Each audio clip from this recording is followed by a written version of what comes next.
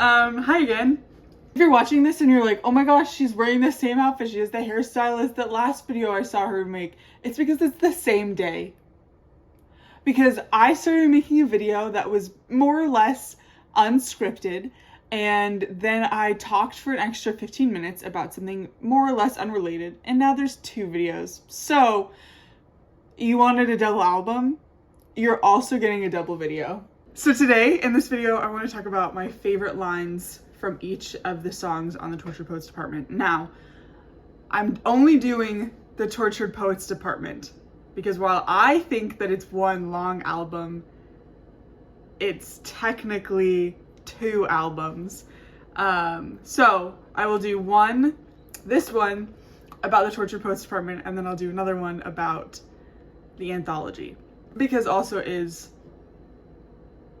really freaking long. For sake of clarity and length, we'll do the first 16 on the Tortured Poets Department and then the remaining 15 on the Anthology. With that long-winded intro out of the way, let's talk about my favorite lines from the Tortured Poets Department.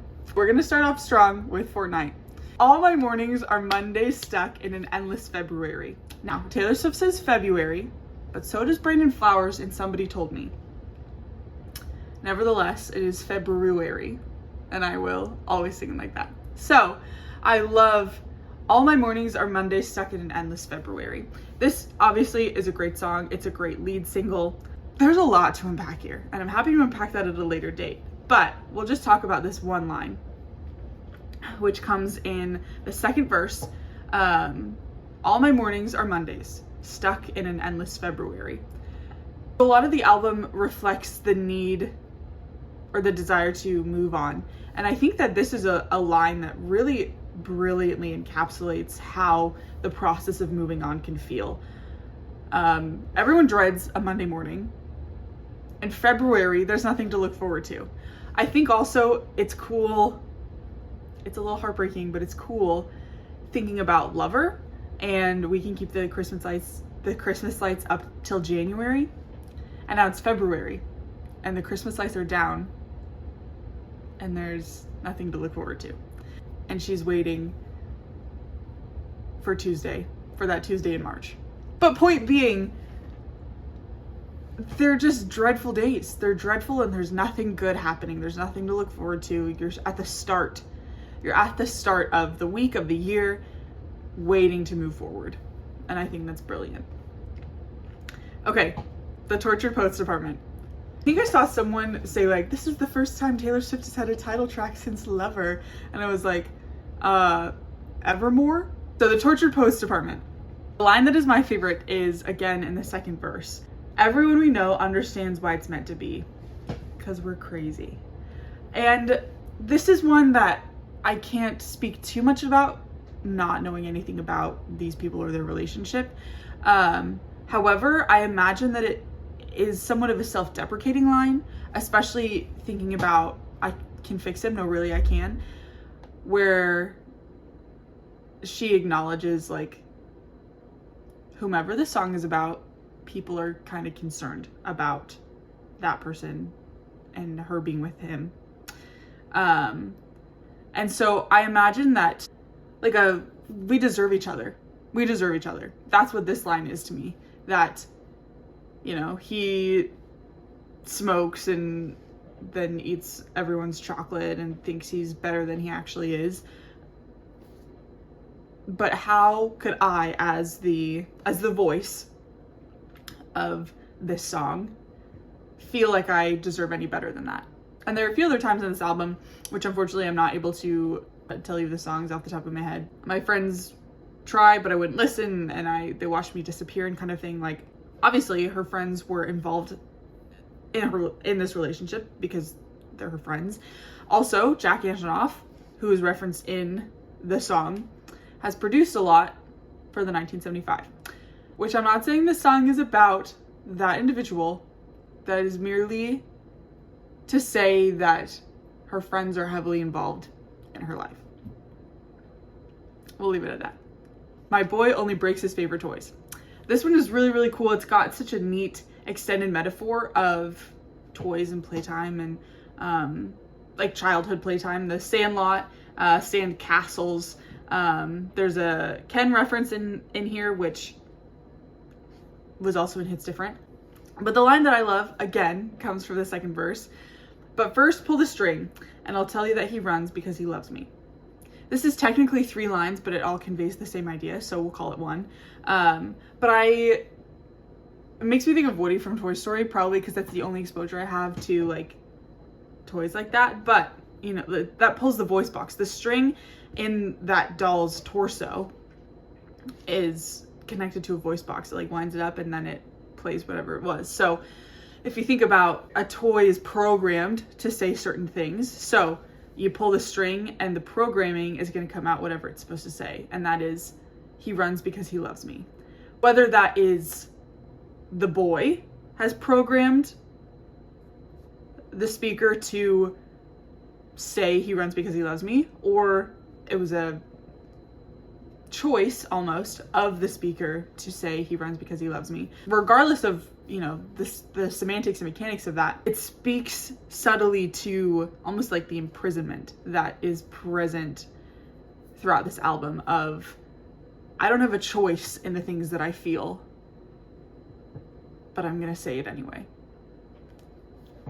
So another line that I treasure from My Boy Only Breaks His Favorite Toys is the beginning of the bridge, just say when I'd play again.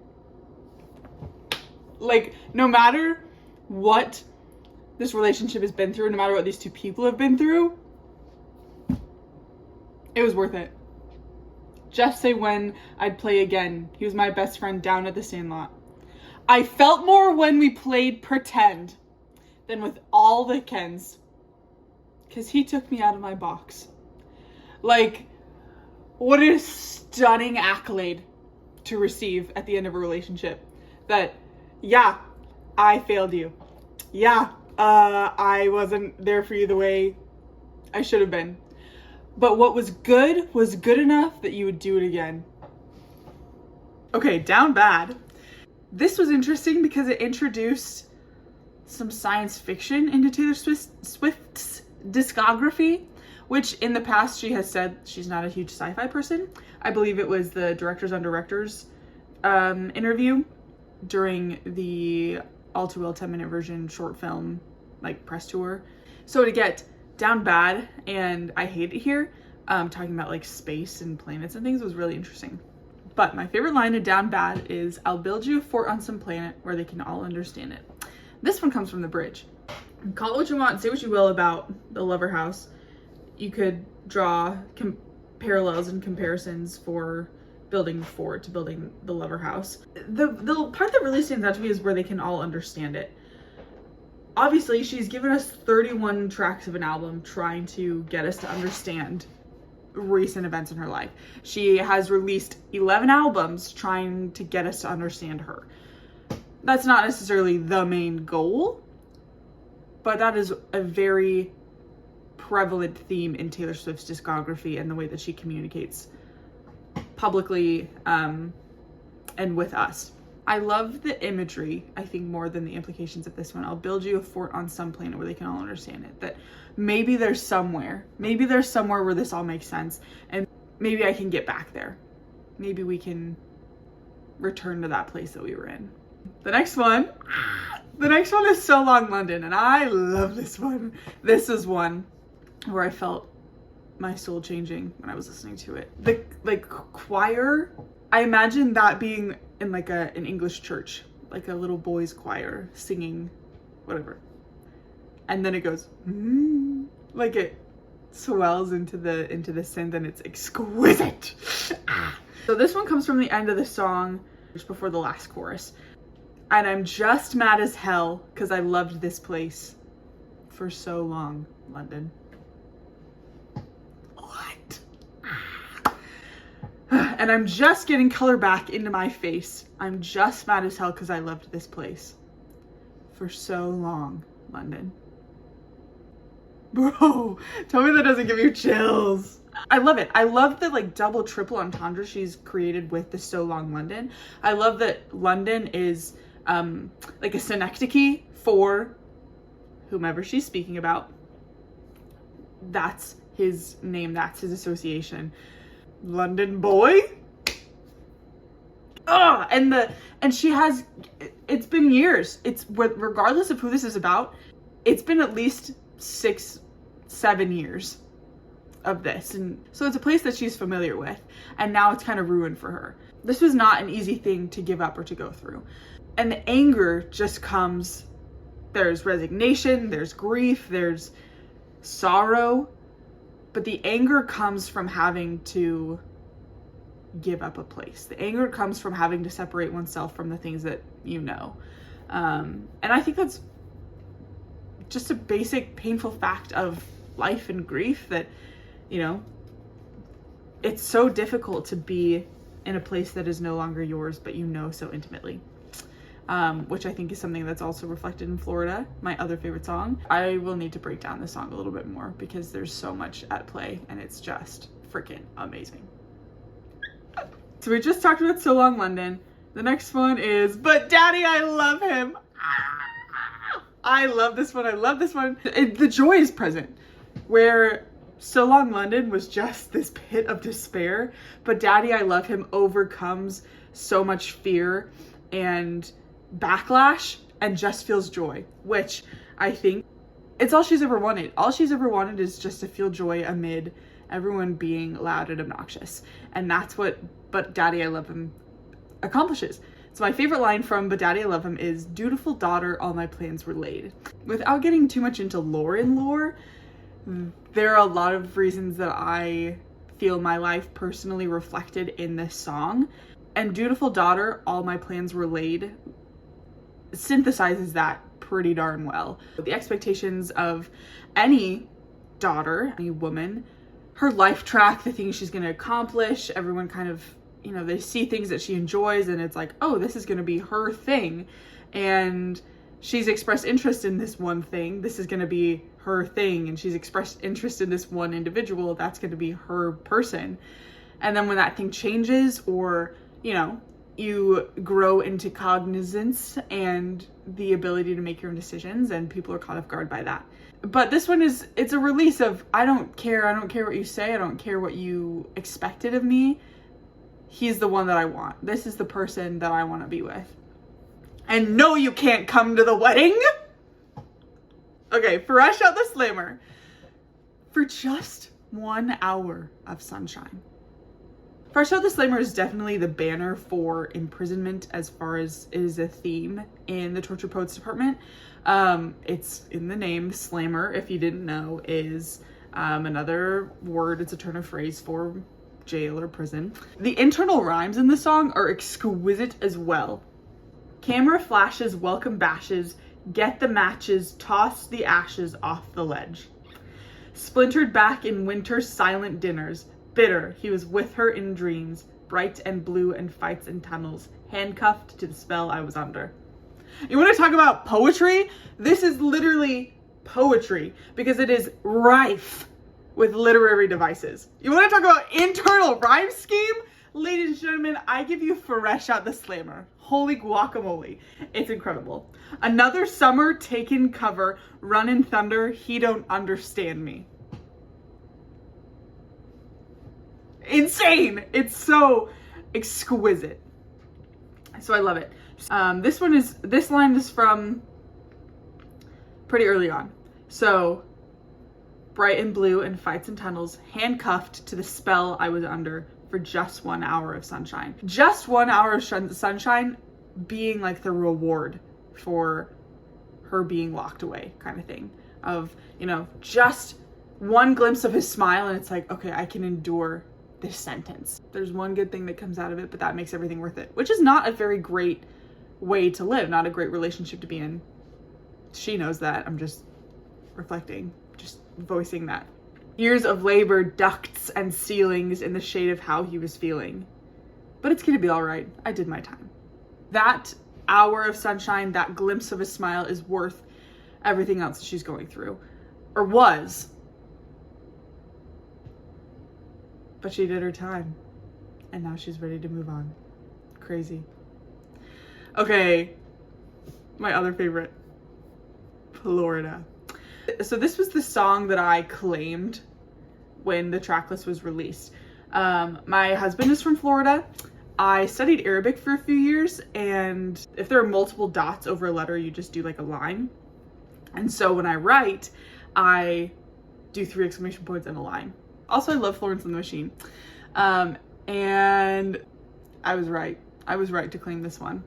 My favorite line from this one, which again was hard to choose, was, "Love left me like this and I don't want to exist, so take me to Florida." Getting out. Just getting out. I'm just mad as hell because I love this place, so take me to Florida. There is the fact that soon after her breakup with Joe Alwyn, Taylor Swift was performing in Tampa, Florida. But also Florence Welch posted on her Instagram story that she was reading a short story, or a series of short stories called Florida. The woman's first name who wrote it, guess what it was? Lauren Groff, which I definitely want to read. I also love the line, "So you work your life away just to pay for a timeshare down in Destin." I lived a few, like 45 minutes north of Destin like 10 years ago. It's the antithesis of the song, right? So the speaker wants to get out of wherever they are. Florida is the escape. The swamps, the wildlands, the thunderstorms, the hurricanes. For this individual, for this you, their dreams did not exceed that. So you work your life away just to pay for a timeshare down in Destin. You did not run and go and be free and run through the Everglades and be struck by lightning. You played it safe, and now you have a timeshare to which you are shackled in a tourist town. Love left me like this and I don't want to exist, so take me to Florida. And it's at the end of the bridge, so it's this rush. It's, love left me like this and I don't want to exist, so take me to Florida. That is how I would read it if it were poetry, which sounds kind of stupid right now. But when you listen to it, you get it's the end of the bridge, and then you have the little did you know your homes. It kind of breaks down and it's amazing. But that synthesizes this also of like, you're holding on to this rage because of where you are still. So just get out. Love that one. I was right. And she swears in it too. I love it. Okay, the next one. Guilty as Sin. Also, I saw this really cool edit about Elena Nazriel from Akatar. So that's what I relate to it now. Guilty as Sin. This was a cool one. And one of the ones on the Torture Poets department that I needed to listen to and read through a few times to truly understand it. I didn't immediately get it. So my favorite line from Guilty as Sin, is, "I keep these longings locked in lowercase inside a vault." Now, don't get me wrong, I am a sucker for some alliteration. So lowercase, the word lowercase comes from print, like the time of printing presses. The capital letters would be in like the upper part of a case, and then you pull them out and you put them on the printing press and you do your thing. Whereas the not capital letters would be in the lower case, and so you pull them out, whatever. So, you know, if you think about like height, if something is uppercase, it's gonna be like here, and that's where you're gonna go to, right? People are gonna look for the things that are easily accessible.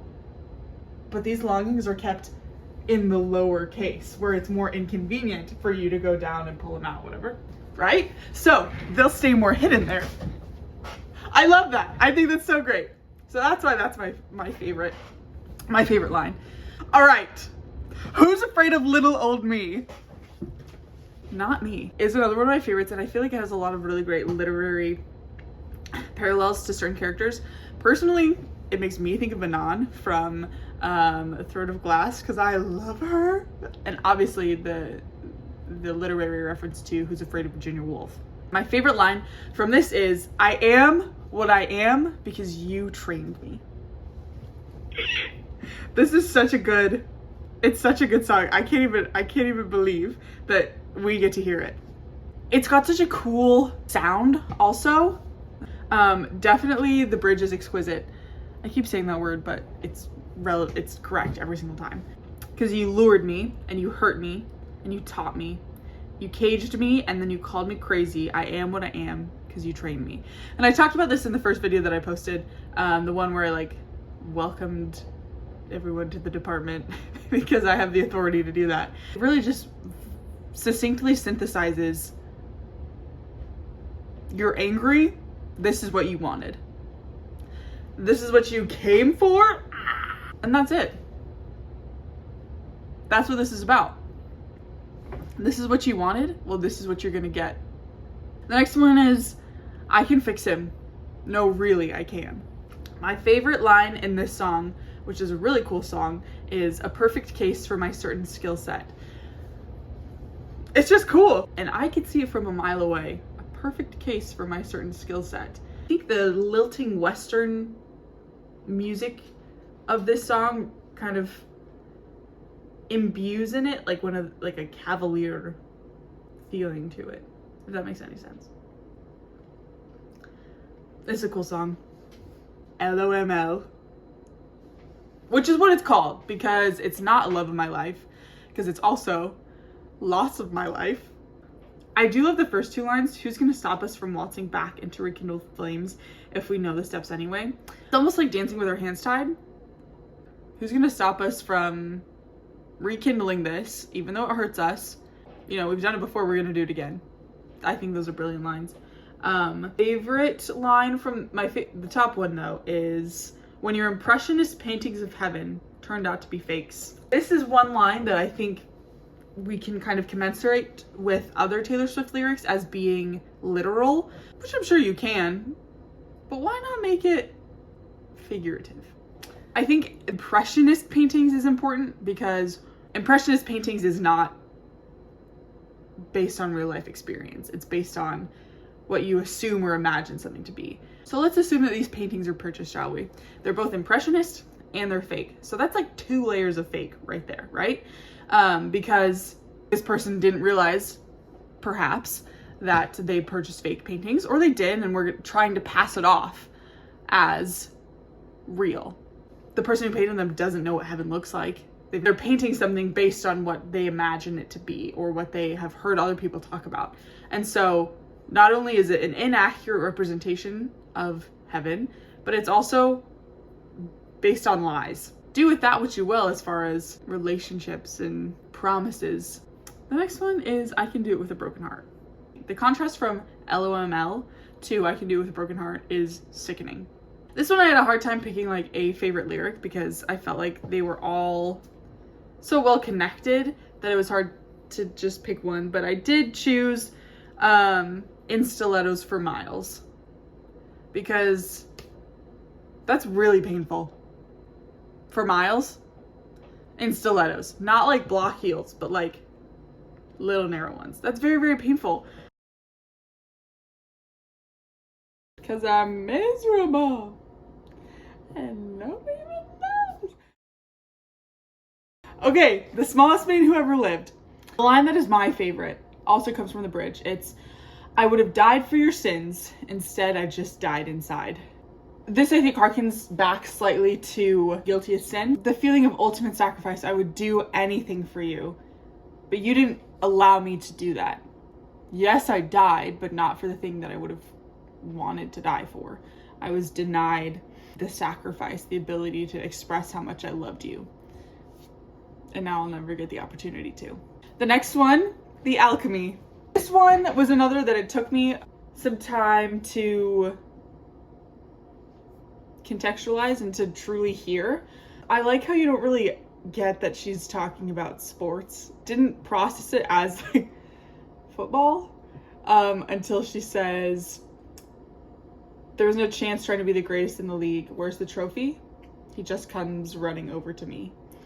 Stunning. But it seems pretty subtle in the first couple. Nevertheless, my favorite line comes from the bridge again. Partly because I didn't hear it at first, and then when I heard it, I was like, it's literally me. He jokes that it's heroin, but this time with an E. Y'all! My Taylor Swift playlist, my playlist with all of her albums is called Heroin with an E. Also, Taylor's version. So both versions. I think that's really cool. Partly because, yeah, I was addicted to it. And also because she's a girl and she's my hero. So I love her. I love her music. So that's why that's my favorite line, because I felt seen. I find it interesting that alchemy is the choice here, like not chemistry, but the alchemy. It adds to like the elusiveness of the poetry, and I think also the juxtaposition of the speaker and the person to whom they're speaking. This, I think, is also reflected in So High School. You know how to ball, I know Aristotle. You're kidding me, right? That line succinctly juxtaposes the difference between these two people and how it might seem like kind of crazy that they go together. Who cares? Who cares? Not me. I think that the juxtaposition of using the alchemy is something that's a little bit more abstract, a little bit harder to grasp, adds to the ambiguity and the advanced level of this poetry. So shout out Taylor Swift. Okay, the last one, Clara Bow. So Clara Bow, if you don't know by now, was an actress, and people are kind of thrown around like, well, she was the original It Girl. She was in a movie called It, and so they called her the It Girl. She was cool. She's an actress. She was married to a man who allegedly later denied that they were married, and then she spent some time in like a mental institution. But as Clara Bow is the original It Girl, then Stevie Nicks, who also wrote a poem that's in the CD case of the album, is referenced here, and then Taylor Swift. And this was really interesting, and it's like a, see how it comes full circle? The comparisons between starlets and stars of their respective generations. My favorite line from this one is "Flesh and blood amongst war machines." The imagery in this is really cool. No one in my small town thought I'd meet these suits in LA. They all want to say, "This town is fake, but you're the real thing. Breath of fresh air through smoke rings. Take the glory, give everything, promise to be dazzling. The crown is stained, but you're the real queen. Flesh and blood amongst war machines. You're the new god we're worshiping. Promise to be dazzling." It's a very sweet song, I think, melodically and in its production, but then you read lines like, "The crown is stained, but you're the real queen, flesh and blood amongst war machines," of how much the industry that these women were and are in is, you know, bloodthirsty and horrifying, inhumane. And the war machines, you know, it's a fight. It's a fight to get to the level of acclaim that Clara Bow, Stevie Nicks, and Taylor Swift all have. And it's cool to have her kind of pulled back from the microscope and of her perspective and say, okay, now let's look at how this has happened before, and it's going to keep happening. It's very tender, very sensitive, and definitely one that needs more time to think about and to go through. So yeah, this is my favorite thing to do, is to analyze poetry. I did it in college. I would do it every single day for the rest of my life. I might eventually go through all of these and pull them apart, but I fear that those videos would be hours long. So we'll try to keep this one pretty short, but you know, in editing, we'll see how it goes. I love Taylor Swift. I've loved Taylor Swift. I've loved her music for years, and so it's really, really amazing to kind of have my two favorite things, her and poetry, meet. It's so great, and like a genuinely poetic album.